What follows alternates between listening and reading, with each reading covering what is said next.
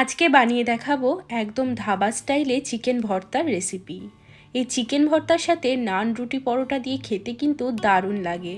আর chicken ভর্তাটা বাড়িতে বানানোও কিন্তু খুবই সহজ, ভীষণ সুস্বাদু হয় খেতে। আশা করব আজকের এই রেসিপিটা তোমাদেরও ভীষণ পছন্দ হবে। তাহলে চলো আর কথা না বাড়িয়ে দারুণ সুস্বাদু এই চিকেন ভর্তার রেসিপিটা দেখে নেওয়া যাক।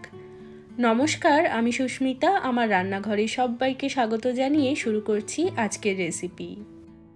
চিকেন ভর্তা বানানোর জন্য আমি কড়াইতে এখানে দিয়ে দিয়েছি 400 ml মতো জল। এই জলের মধ্যে চিকেনটাকে সেদ্ধ করব।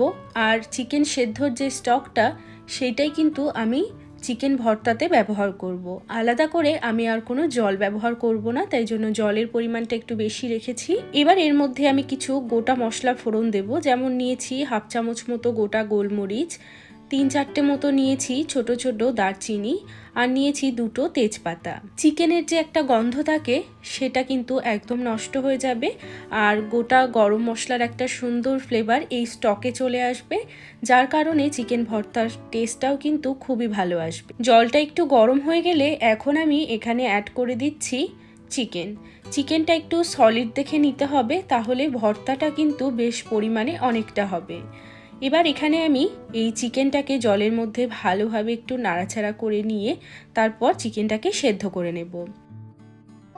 ঢাকা লাগিয়ে 10 মিনিটের জন্য চিকেনটাকে সেদ্ধ করব। 10 মিনিট হয়ে গেছে, এখন আমি ঢাকাটা সরিয়ে নিচ্ছি। তো এখানে আমাদের চিকেনটা কিন্তু মোটামুটি 50% মতো সেদ্ধ হয়ে গেছে। বাকি 50% আমরা চিকেন ভর্তাটা রান্না করার সময়তেই সেদ্ধ করব। খুব বেশি কিন্তু চিকেনটাকে আগে থেকেই সেদ্ধ করে ফেলা যাবে না, তাহলে চিকেন ভর্তার টেস্ট কিন্তু বেশি ভালো আসবে না। এখন গ্যাসটাকে অফ করে দিলাম এবং এটাকে ঢাকা লাগিয়ে একটু ঠান্ডা করে নেব। চিকেনটা ভালোভাবে ঠান্ডা হয়ে যাওয়ার পর এখন আমি একটা প্লেটে তুলে নিয়েছি। এইবার এই চিকেনগুলোকে হাত দিয়েই আমি একটু এইভাবে ছিঁড়ে দিচ্ছি। এটা কাঁটা চামচ দিয়েও করা যায়, তবে আমার মনে হয় হাত দিয়ে করলে কাজটা খুব সুবিধা হয় এবং এটা খুব তাড়াতাড়ি হয়ে যায়। এইভাবে চিকেনটাকে পুরো হাড়ের থেকে আলাদা করে নেব আর হাড়টাকে ফেলে দেব।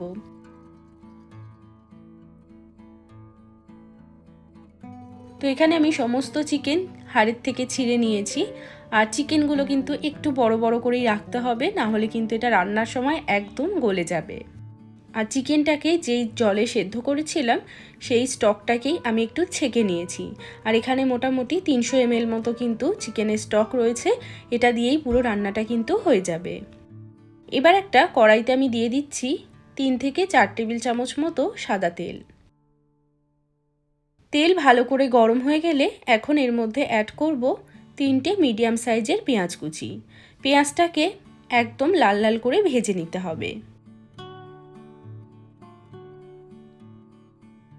যতক্ষণে আমাদের পেঁয়াজটা ভাজা হচ্ছে ততক্ষণে আমি একটা মশলা তৈরি করব। একটা বাটির মধ্যে আমি নিয়ে নিচ্ছি 6 থেকে 7টা মতো কাজু বাদাম। আমি 1 ঘন্টার জন্য গরম জলে ভিজিয়ে রেখেছিলাম, এতে করে কাজুর পেস্টটা কিন্তু ভীষণ স্মুথ হয়। তার সাথে দিয়ে দিচ্ছি 1 টেবিল চামচ মতো চারমগজ, এটাকেও আমি 1 ঘন্টার জন্য ভিজিয়ে রেখেছিলাম। যদি কাজু বা চারমগজের মধ্যে একটা কোনো না থাকে তাহলে যে কোনো একটা কিছু দিয়েও তোমরা এই চিকেন ভর্তাটা কিন্তু তৈরি করতে পারবে। আর দিয়ে দিচ্ছি একটা মিডিয়াম সাইজের টমেটো। এবার এর মধ্যে অল্প করে একটু জল দিয়ে দেব। এবার এই সমস্ত কিছু খুব ভালো করে মিহি করে পেস্ট করে নিতে হবে। তো এখানে কাজু, চারমগজ এবং টমেটোটাকে একদম স্মুথ করে বেটে নিয়েছি। আর এদিকে আমাদের পেঁয়াজটাও কিন্তু ভালোভাবে ভাজা হয়ে গেছে। এখন আমি এর মধ্যে অ্যাড করে দিচ্ছি 1 টেবিল চামচ মতো আদা রসুনের পেস্ট। তার সাথে দিয়ে দেব কিছু মশলা, যেমন নিয়েছি স্বাদ মতো লবণ, 1 চামচ কাশ্মীরি লঙ্কার গুঁড়ো, 1 চামচ জিরে গুঁড়ো, স্বাদ মতো একটু চিনি, আর নিয়েছি হাফ চামচ মতো গরম মশলার গুঁড়ো। এবার সমস্ত কিছু ভালো করে নেড়ে চেড়ে মশলাটাকে কিছুক্ষণের জন্য একটু কষিয়ে নিতে হবে, যাতে আদা রসুনের কাঁচা গন্ধটা চলে যায়। সমস্ত কিছু কিন্তু ভালোভাবে নেড়ে চেড়ে কষিয়ে নিয়েছি, আর তেলটাও কিন্তু ছাড়তে শুরু করে দিয়েছে।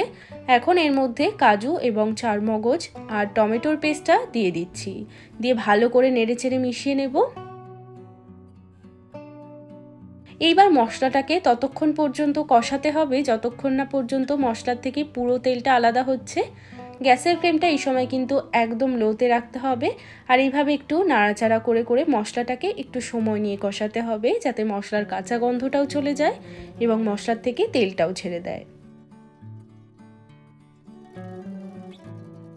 10 থেকে 15 মিনিটের জন্য মশলাটাকে আমি কষিয়ে নিয়েছি। এখন দেখো মশলার থেকে পুরো তেলটা কিন্তু আলাদা হয়ে গেছে। যখন এরকম তেল ছেড়ে দেবে তখনই কিন্তু বাকি জিনিসগুলো অ্যাড করতে হবে। তেল না ছাড়লে কিন্তু চিকেন ভর্তার স্বাদ কখনোই ভালো আসবে না। এবার এর মধ্যে অ্যাড করে দিচ্ছি বেশ কয়েকটা চেরা কাঁচা লঙ্কা। ঝালটা অবশ্যই নিজেরা নিজেদের স্বাদ মতো ব্যবহার করবে। আর দিয়ে দিচ্ছি একটু রসুন। আমি লম্বা লম্বা করে রসুনগুলোকে এইভাবে একটু কেটে নিয়েছি। খাবার সময় রসুন কুচিগুলো মুখে পড়লে খেতে কিন্তু ভীষণ টেস্টি লাগে। আর তার সাথেই দিয়ে দেব সেদ্ধ করে রাখা শ্রেডেড চিকেন। সমস্ত কিছু ভালোভাবে নেড়ে চেড়ে একবার মিশিয়ে নিচ্ছি। এবার এর মধ্যে অল্প করে একটু চিকেনের স্টক অ্যাড করব। এইবার মশলাটার সাথে চিকেনটাকে 7 থেকে 8 মিনিটের জন্য একটু কষিয়ে নেব। 7-8 মিনিট মতো চিকেনটাকে কিন্তু কষিয়ে নিয়েছি। এখন এর মধ্যে বাকি চিকেনের স্টকটা দিয়ে দিলাম। আবারও ভালো করে নেড়ে চেড়ে এবার গ্যাসের ফ্লেমটা একদম লোতে রেখে ঢাকা দিয়ে দেব যতক্ষণ না পর্যন্ত পুরোপুরি চিকেনটা সেদ্ধ হচ্ছে। আর গ্যাসের ফ্লেমটা কিন্তু এই সময় একদম লোতে রেখে দেব। 15 মিনিট পর আমি ঢাকাটা সরিয়ে নিচ্ছি। চিকেন কিন্তু এখানে আমাদের ভালোভাবেই সেদ্ধ হয়ে গেছে। এখন আমি এর মধ্যে অ্যাড করে দিচ্ছি দুটো সেদ্ধ ডিম ছোট ছোট করে কেটে নিয়েছি। ধাবাতে কিন্তু এই ডিমটা ব্যবহার করা হয়, যার কারণে চিকেন ভর্তার স্বাদ কিন্তু একদম অন্যরকম আসে। আর দিয়ে দিচ্ছি একটা খুবই ইম্পর্টেন্ট ইনগ্রিডিয়েন্ট, যেটা হচ্ছে ফ্রেশ ক্রিম। আর এই ফ্রেশ ক্রিম দিলে তবেই কিন্তু আসল চিকেন ভর্তার স্বাদটা পাওয়া যাবে। তো অবশ্যই করে একটু হলেও ফ্রেশ ক্রিমটা দেওয়ার চেষ্টা করবে, তাহলে এর টেস্ট কিন্তু দারুণ লাগবে। ফ্রেশ ক্রিমটা দেওয়ার পরে খুব ভালো করে কিন্তু নেড়েচেড়ে মিশিয়ে নিতে হবে। ফ্রেশ ক্রিমটা যত ভালোভাবে মেশানো হবে গ্রেভির স্বাদ কিন্তু তত ভালো আসবে। ফ্রেশ ক্রিমটাকে ভালোভাবে মিশিয়ে নেওয়ার পর এখন এর মধ্যে অ্যাড করে দিচ্ছি একটু কাসুরি মেথি। আর তার সাথে দিয়ে দেব সামান্য একটু বাটার। এবার 4-5 মিনিটের জন্য হালকা আঁচে একটু রান্না করে নিতে হবে। 4-5 মিনিট পর দেখবে উপরে তেলটা কিন্তু ভেসে উঠেছে, আর ঠিক তখনই গ্যাসটাকে অফ করে দিতে হবে। তো তৈরি হয়ে গেল একদম ধাবা স্টাইলে বা রেস্টুরেন্টের স্টাইলে চিকেন ভর্তার রেসিপি। এই চিকেন ভর্তার সাথে যদি তন্দুরি রুটি, নান বা লাচ্ছা পরোটা থাকে তাহলে তো আর কোনো কথাই নেই।